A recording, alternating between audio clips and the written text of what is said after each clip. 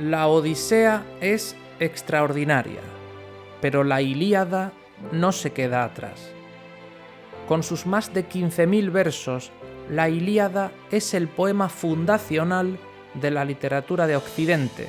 Es un canto épico que, pese a sus casi 3.000 años, sigue vigente, sigue hablándonos de nosotros mismos, como sociedad, como especie, como cultura. Y lo hace a través de un tema que se presenta en sus primeros versos: la cólera de Aquiles, su enfado con Agamenón.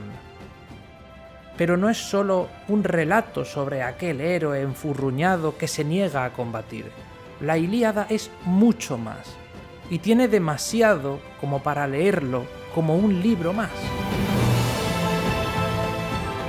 En esta serie, en este podcast que aquí comienza, recorreré la Ilíada canto a canto, desentrañando su trama, sus temas y símbolos, explicando los personajes, aclarando la composición de ambos ejércitos y tratando de facilitar la lectura a quienes, como yo, sean profanos en la materia. Porque esta puerta al origen de nuestra cultura es para muchos una muralla, y yo quiero que todo el mundo sea capaz de atravesarla. Más fuerte fue Troya y cayó. Ha llegado el momento de conquistar la Ilíada.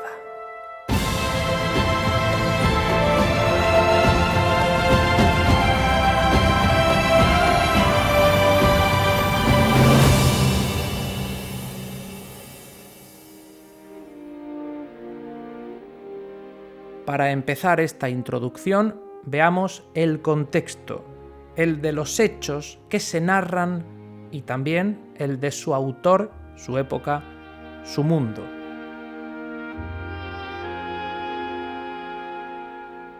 Nos remontamos no a la Grecia de Aristófanes, Sócrates y compañía, sino a la llamada civilización micénica, que abarcó desde aproximadamente el año 1600 a.C. al 1200 aproximadamente a.C.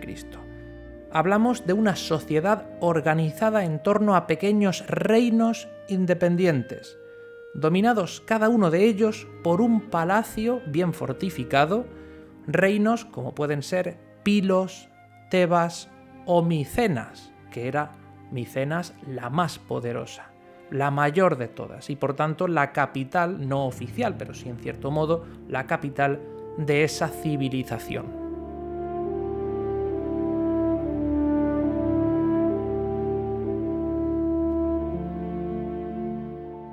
Ese palacio será el centro político, económico y administrativo, el corazón y el cerebro del reino.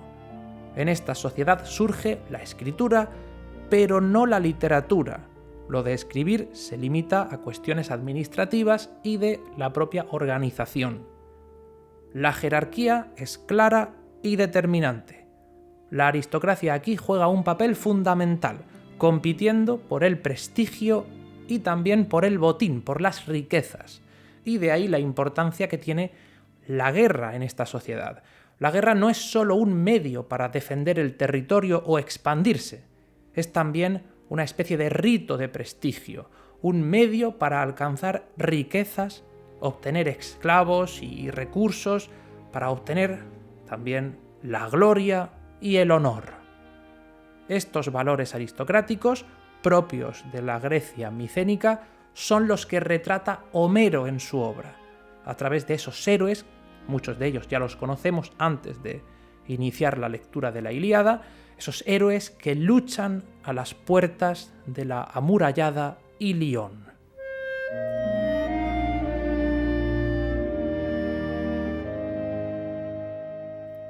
Hacia el año 1200 a.C., esta sociedad en auge se derrumba. Los palacios se destruyen o se abandonan por múltiples causas: conflictos internos, invasiones, movimientos demográficos, crisis económicas, y de esta forma da comienzo un periodo oscuro que se prolongará aproximadamente hasta el 800 a.C. Un periodo de retroceso en el que se pierde la escritura. La nueva forma política que se consolidaría sería a partir de ahí la de las ciudades-estado, organizadas en torno a sus propias instituciones y leyes. Pero una civilización tan avanzada como la micénica tuvo que dejar algo, no pudo borrarse por completo. ¿Y qué heredaron los griegos del siglo VIII a.C.? Sus mitos, heredaron sus mitos, la leyenda de un pasado épico de guerreros y héroes que combatían incluso contra los dioses.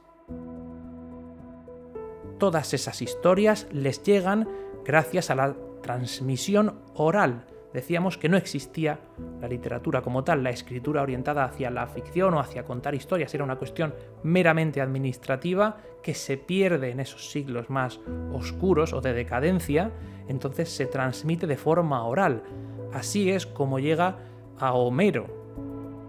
La Ilíada no se compone tampoco para ser leída en un pergamino, sino que también se hace para recitarse, para continuar con esa transmisión y tradición oral, para ser cantada y, por supuesto, para ser escuchada.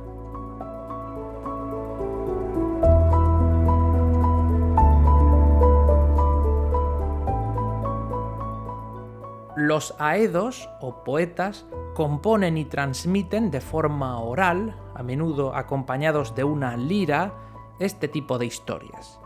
El público se reúne en torno al aedo y éste canta, ya sea en una fiesta o en un banquete, como vemos en varias ocasiones en varios pasajes de la Odisea.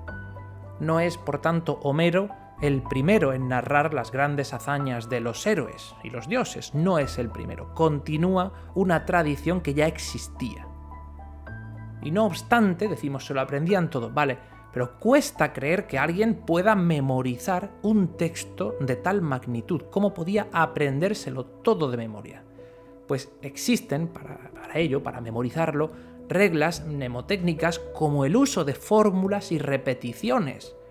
Ese rasgo del uso de ese tipo de técnicas se puede apreciar en la obra. Es algo que el lector de hoy en día lo ve incluso en cualquier traducción.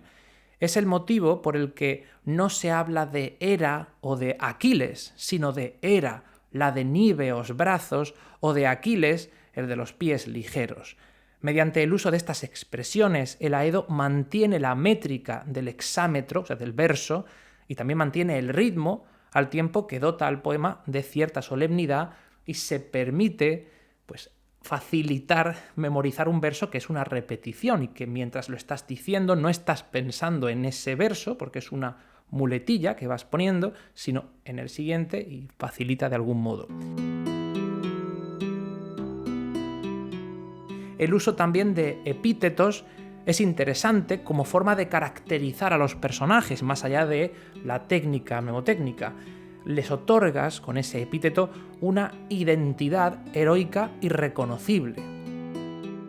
Y en lo que respecta a la forma del poema, la epopeya griega se compone, como decíamos, de versos hexámetros, en este caso dactílicos, que se componen por 6 pies, que es la unidad de medida, y una cadencia rítmica que facilita, ya va orientado hacia ello, facilita la memorización y proporciona cierta musicalidad al texto, ayudando también a la improvisación controlada. A lo mejor el poeta o el aedo en algún momento se olvidaba o se perdía y podía de alguna manera reconectar improvisando un poco.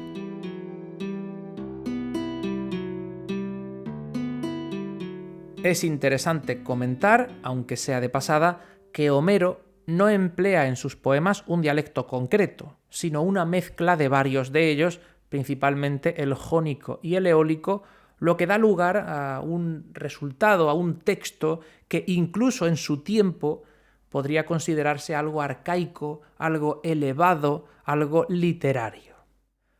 Todo esto, como es lógico, se pierde en la traducción. La mayoría de traducciones, la mayoría de textos presentan la obra en prosa, como la que yo voy a utilizar a lo largo de esta serie, que será la traducción de Luis Segalá y Estaleya, que es la típica que encontraréis en cualquier sitio. Es evidentemente no la más moderna ni quizá la mejor, pero sí una de las más populares y de las más accesibles. Por eso la voy a emplear. Y dicho esto, presentado lo que es el formato de la obra, un poquito el contexto, aunque aún nos queda mucho más, vamos ya a acercarnos al lugar de los hechos. Vamos a emprender el viaje hacia la murada Ilión.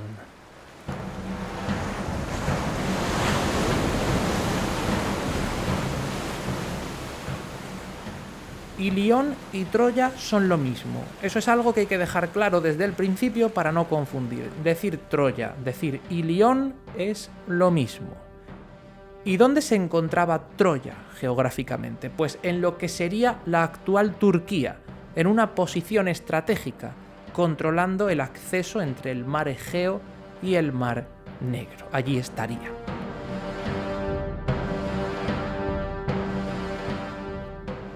Y ojo, porque junto a sus muros está el río Escamandro.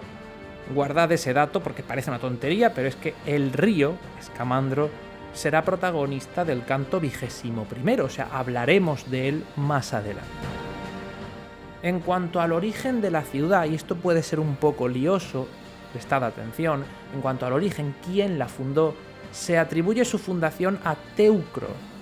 Teucro, el hijo del dios río Escamandro, el río tuvo un hijo con la ninfa Idea, tuvo un hijo que es Teucro, y este fundaría la ciudad. También se habla como fundador de Dárdano. Dárdano, por otra parte, fue hijo de la unión entre Zeus y Electra. Y esto es relevante para el lector de la Ilíada. Creo que tienes que conocerlo porque se casó Dárdano con la hija de Teucro, heredando así el trono. Dárdano, al casarse con la hija del fundador de la ciudad, pues hereda el trono, se convierte en rey. Dárdano, se menciona en el libro a este personaje, es un antepasado común de Príamo, el actual rey de Troya, es su antepasado. También de Eneas, uno de sus más importantes guerreros, de los protagonistas del libro.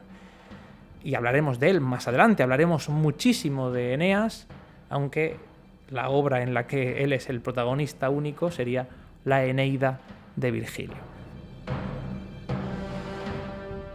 Repito para no confundir o para que quede claro. Teucro, el hijo del río, funda la ciudad. Su hija se casa con Dárdano, hijo de Zeus, hijo de un dios, de Zeus y también de Electra, pero hijo de Zeus.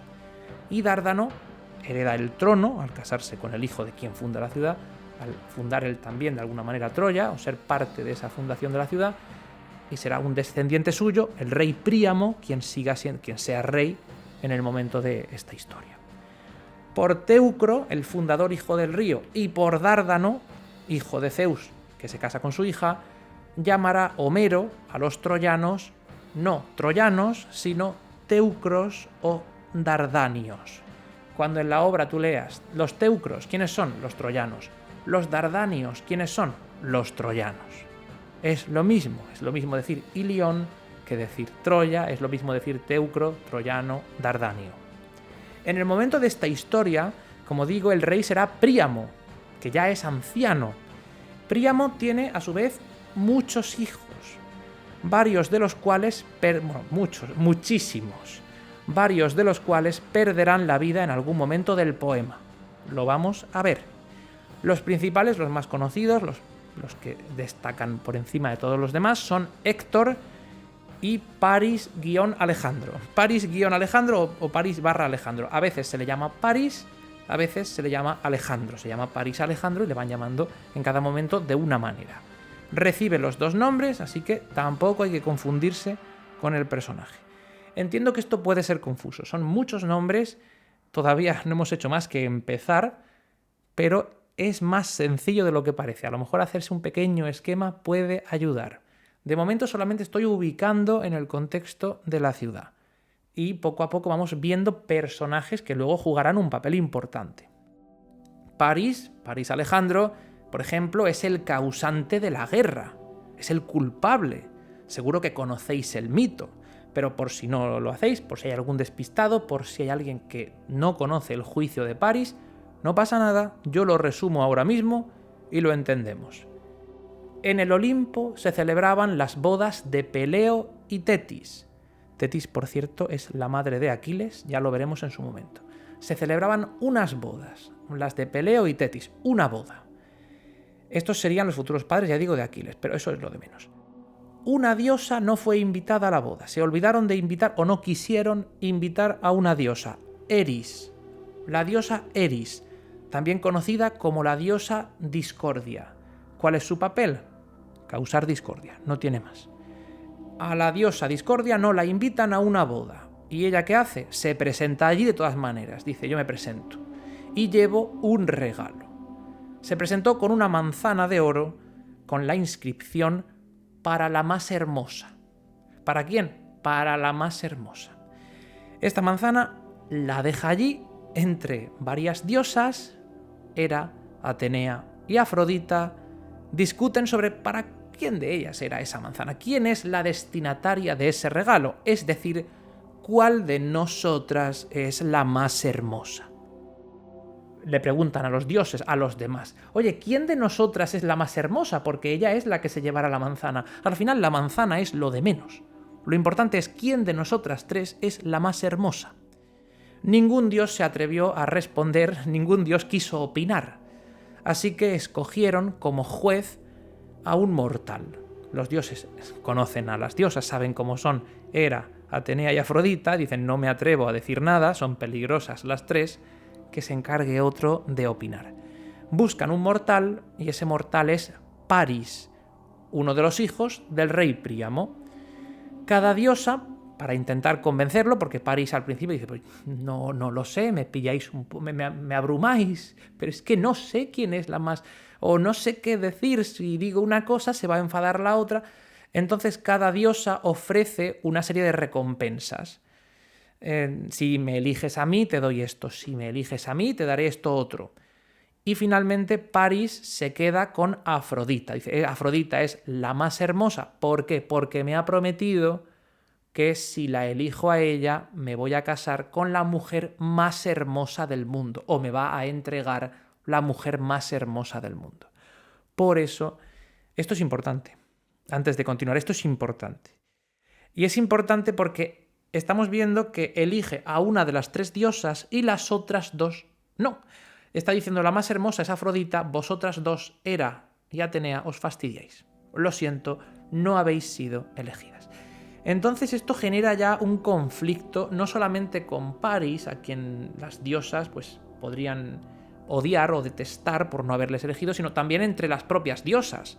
Afrodita queda a un lado con Paris, el troyano, y mientras tanto Hera y Atenea al otro, contra Paris, contra los troyanos. Este es el inicio de los bandos que tendrá la guerra. Pero lo veremos más adelante, no hay que preocuparse. Lo vamos a ir entendiendo muy poco a poco, lo voy a ir explicando conforme leamos la obra, así que lo vais a entender. Continúo para no extenderme demasiado. El problema que surge a raíz de esto, más allá del enfado de las diosas y esa pequeña división en bandos, es que la mujer que le entrega esa recompensa por elegir a Afrodita dice, esta es la mujer más hermosa, aquí la tienes. ¿Qué pasa? Que esa mujer está casada, que había letra pequeña. Esa mujer está casada con Menelao. ¿Y quién es Menelao? Pues no es un Mindundi, es un tío importante. Lo veremos. Según el mito, según la versión, Paris rapta a Helena o Helena decide huir con él. El caso es que, de alguna manera, no mágicamente aquí la tienes, pero sí a través de la acción, Afrodita le entrega la mujer más hermosa del mundo a Paris, sea mediante un rapto, sea mediante la propia voluntad de la muchacha. Menelao, el esposo que ve que le han raptado a la mujer, junto a su hermano Agamenón, son dos reyes, cada uno tiene su territorio, tiene su reino, esos reinos de la Grecia micénica que decíamos es un palacio, centro económico, administrativo, social, en el que se reúnen, en el que viven y los aristócratas luchan por poder, por esclavos, por riqueza. Esos reinos, pues cada uno, Menelao tiene un reino, Agamenón tiene otro. siendo además Agamenón el rey de reyes, el más importante. ¿Por qué? Porque el reino de Agamenón es Micenas, es el más importante de todos, es el más grande, es el que más poder tiene. O sea, le has robado la mujer al hermano del más importante de todos. Menelao junto a su hermano van a buscar venganza y, por supuesto, recuperar a la mujer. Entonces, Menelao y Agamenón, estos reyes, reúnen a los diferentes reyes, caudillos o reyes, es decir, lo mismo, para vengar la afrenta, para recuperar a Helena. O sea, se van a ver sus diferentes vecinos. Oye, rey vecino, rey de esa isla, rey de la otra isla, ayudadme porque mira lo que me han hecho los troyanos. Aquí cada uno pues tiene sus socios, al final no son reinos rivales como tal, son más socios que otra cosa, aunque se puedan enfrentar entre ellos, y todos deciden ayudar a Menelao y a Agamenón. Y entonces todos esos ejércitos, todo el ejército son en realidad muchos reinos unidos, muchos ejércitos, muchas tropas distintas de diferentes lugares. Todos se unen y dan origen a la famosa guerra de Troya, que durará 10 años. Y esto es importante también porque desde el canto primero hasta el último nos lo van a estar recordando, que llevan ya 9 años allí. La obra también da por hecho, esta obra, la Ilíada, da por hecho que tú sabes muchas más cosas de las que sabes, porque tú quizá no has leído nunca nada de mitología, no conoces mucho de la cultura griega, de las epopeyas, o sí, o conoces algunas cosas, o te suenan, o las has visto en clase, o lo que sea, o las viste en su momento en el instituto y las recuerdas, pero no mucho. Entonces, evidentemente habrá muchas cosas que a priori no entiendas, pero para eso estoy yo, que te lo voy a explicar todo conforme avancemos canto a canto, episodio a episodio.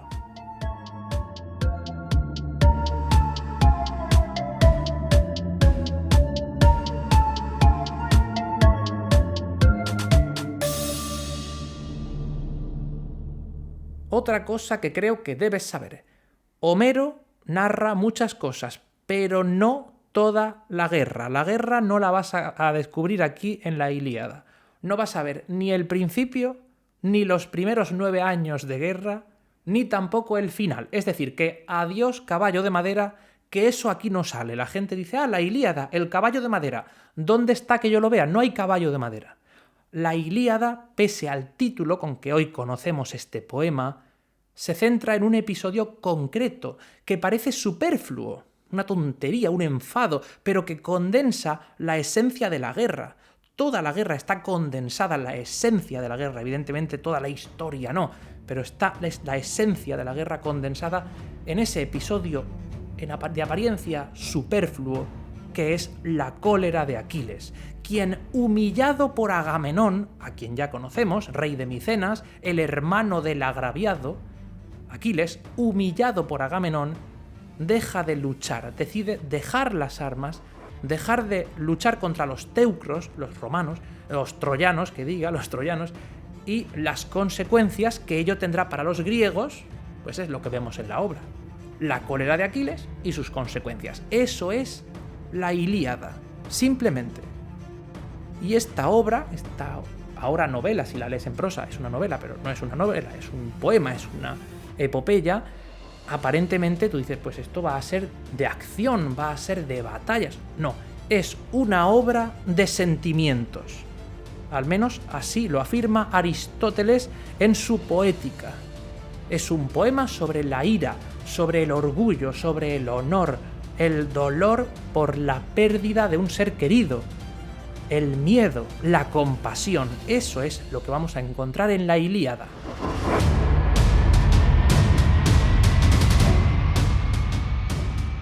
Soy José Marqué y me propongo recorrer la Ilíada comentando cada episodio y analizándola de principio a fin, acercando la obra a lectores profanos como yo.